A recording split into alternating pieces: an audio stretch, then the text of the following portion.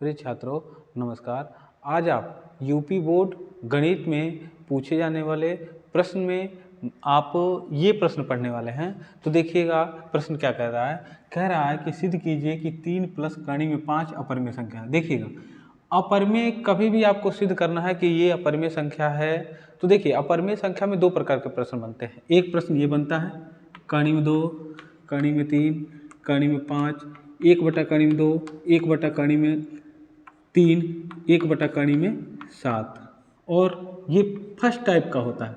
Second type का होता है जिसमें दो संख्याएं मिक्स होती हैं। देखिए दो संख्या है, यहाँ देखिए यहाँ दो संख्या है, और इसमें देखिए यहाँ दो से अधिक संख्याएं होंगी।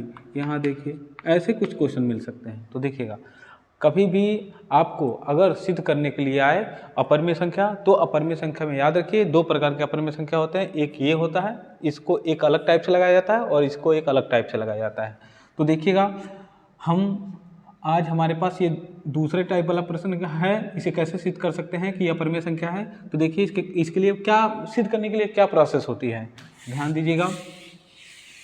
देखिए सबसे पहले कह रहा है कि सिद्ध कीजिए कि 3 प्लस कर्ण में 5 अपरिमेय संख्या है। तो देखिएगा सबसे पहला काम क्या करना है कि आप मानेंगे कि माना 3 प्लस कर्ण में 5 एक परिमेय संख्या है, एक परिमेय संख्या है, एक परिमेय संख्या है। तो देखिए अगर इसे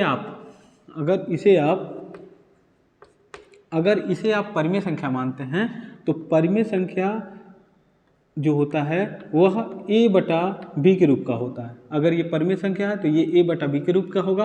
अब यहाँ a b कैसी संख्या होती हैं, a, b सअभाज्य संख्या होती है, सअभाज्य संख्या होगा। ये a b सअभाज्य संख्या है। अब ये सअभाज्य संख्या क्या होती है, तो देखिए सअभाज्य संख्या का मतलब होता है कि दो संख्याओं में उभयनिष्ठ एक हो। देखिए जैसे 2 और 5 है, ये सअभाज्य संख्या कैसे है, तो 2 किससे कटता है, 2 1 के पढ़ा में 2 आ सकता है, 2 के पढ़ा में आता है। 5 किससे करता है, तो 1 के पढ़ा में आता है, 5 के पढ़ा में आता है। देखिए इन दोनों में क्या उभयनिष्ठ है, एक उभयनिष्ठ है।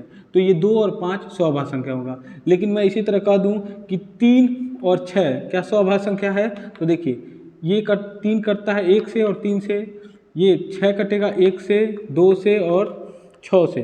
तो देखिए इसमें 1 भी उभयनिष्ठ है और ये 3 से भी कटेगा। देखिए और इसमें 3 भी उभयनिष्ठ है।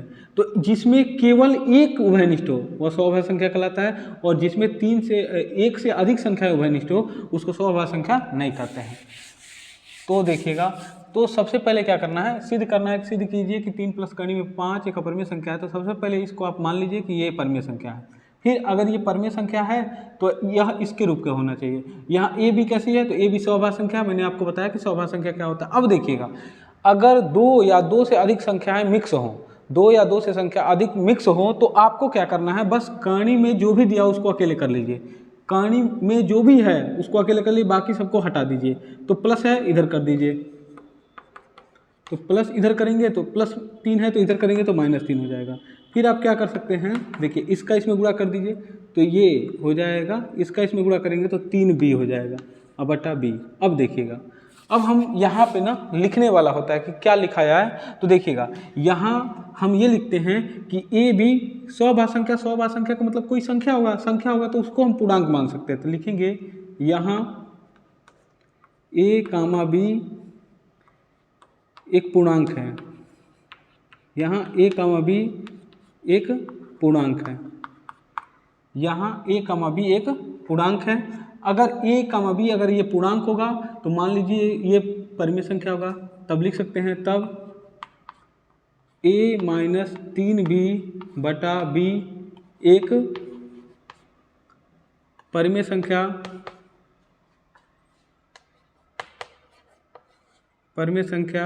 है। तो अगर ये परिमेय संख्या है तो यह इसके बराबर है। तो कर्ण में 5 भी परिमेय संख्या होगा। देखिए कर्ण में 5 भी परमेय संख्या होगा, अगर ये परमेय संख्या है तो यह इसके बराबर, तो ये भी कर्ण में 5 भी परमेय संख्या होगा, जो कि हम लोग सिद्ध कर चुके हैं कि कर्ण में 5 अपरमेय संख्या है। तो जो कि क्या है जी, जो कि असत्य है, जो कि असत्य है। अतः हम लिख सकते हैं, अतः इसको 3 प्लस कर्ण में 5 एक अपरिमेय संख्या है। सुनिए, अब देखिए आपको क्या करना है। देखिए इस टाइप के कोई भी क्वेश्चन आ जाए, इस टाइप का कोई भी क्वेश्चन आ जाए तो आपको बस यही करना है कि आपको ये प्रोसेस याद रखना है, और इधर में अंडरवुड में जो भी कर्ण में है उसको अकेले करिए, बाकी सबको भगा दीजिए। अब आपको ये लाइन याद रखिएगा, ये लिखना है कि यहाँ ए और बी एक पूर्णांक है, और यहाँ जो भी होगा उसको मान लीजिएगा कि एक परमेय संख्या होगा, तब यह इसके बराबर तो ये भी परमेय संख्या होगा। तो आप जानते हैं कि यह परमेय संख्या नहीं है, तो अतः ये कथन असत्य है, इसलिए आप कह सकते हैं कि ये क्या है, अपरमेय संख्या है।